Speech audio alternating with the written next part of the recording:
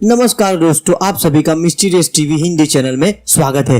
तो आज हम बात करने वाले हैं भगवान श्री गणेश के सर की। तो भगवान श्री गणेश का सर आज कहाँ पर है और भगवान श्री गणेश का जो सर था उसके पीछे की क्या स्टोरी है, तो ये स्टोरी हम ये वीडियो में जानने वाले हैं। तो चलिए आज का वीडियो शुरू करते हैं। दर्शकों, जैसा कि हम सभी जानते हैं कि हिंदू धर्म में जब भी कोई शुभ कार्य का आरंभ किया जाता है तो सबसे पहले भगवान शंकर और माता पार्वती के गजानन यानी गणेश जी की पूजा की जाती है। उसके बाद ही अन्य किसी देवता की पूजा की जाती है और यही वजह है कि भगवान गणेश को विघ्नहर्ता भी कहा जाता है।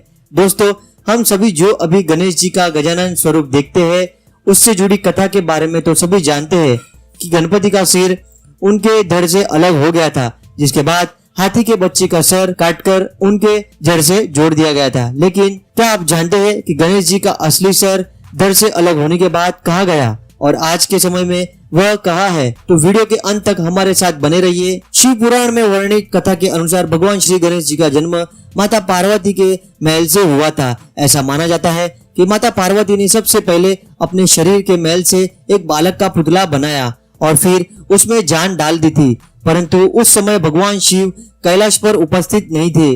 बालक रूपी पुतले में प्राण फूंकने के बाद माता पार्वती स्नान करने को जाने लगी और उन्होंने उस बालक से कहा, हे वत्स, मैं स्नान करने जा रही हूँ, तुम द्वार पर खड़े होकर रखवाली करो और मेरी आज्ञा के बिना किसी को भी अंदर आने नहीं देना। इनका इतना कहकर माता पार्वती स्नानागार में चली गई। उधर कुछ समय बाद भगवान शंकर लौटकर आए और माता पार्वती के भवन में जाने लगे, परंतु बाल गणेश ने भगवान शंकर को अंदर जाने से रोक दिया। यह देख भगवान शिव विस्मित हो गए और उन्होंने उस बाल गणेश से पूछा, तुम कौन हो? तब श्री गणेश ने कहा, मैं माता पार्वती का पुत्र गणेश हूँ और उनका आदेश है कि उनकी आज्ञा के बिना मैं किसी को भी अंदर जाने न दूं। यह सुनकर भगवान शंकर ने उस बालक को बहुत समझाने का प्रयास किया, बहुत समझाया, परंतु वह बालक एक से टस न हुआ और वह बालक नहीं माना। तब क्रोध में आकर भगवान शिव ने उस बालक का सिर धड़ से अलग कर दिया और भीतर चले गए।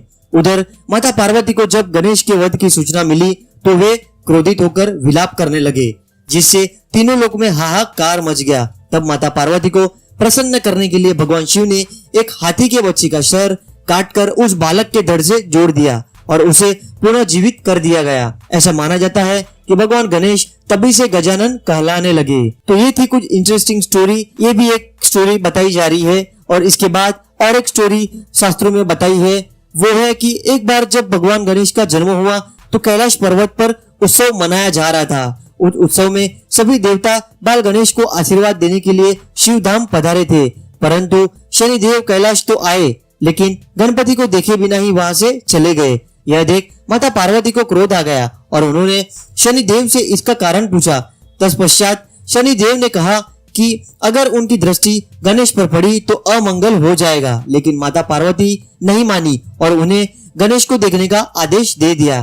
फिर जैसे ही शनि ने गणेश को देखा और उनका सर कट कर हवा में विलीन हो गया। गणपति जमीन पर गिर गए और माता पार्वती बेहोश हो गई। इसके बाद भगवान विष्णु ने एक नवजात हाथी का सिर काटकर गणेश जी के धड़ से जोड़ दिया गया। यह तो हो गई भगवान गणेश के जन्म और उनके धड़ से सिर अलग होने की कथा। आइए जानते हैं कि आखिर भगवान गणेश का वास्तविक रूप से वो जो धड़ था वो कहाँ पर है। माने तो भगवान गणेश का असली सर धड़ से अलग होने पर भगवान शिव ने उसे गुफा में रख दिया गया। इस गुफा को आज पाताल भुवनेश्वर गुफा के नाम से जाना जाता है। इस गुफा में विराजित गणेश जी की मूर्ति को आदि गणेश भी कहा जाता है। वर्तमान समय में यह गुफा उत्तराखंड के पिथौरागढ़ में गंगोली हाट से 14 किलोमीटर की दूरी पर स्थित है। तो ये थी कुछ इंटरेस्टिंग बातें। अगर आपको ये वीडियो अच्छा लगा हो तो ये वीडियो को लाइक कर देना, नए हो ये चैनल पर तो चैनल को सब्सक्राइब कर देना। तो मिलते हैं अगले वीडियो में, तब तक के लिए जय हिंद।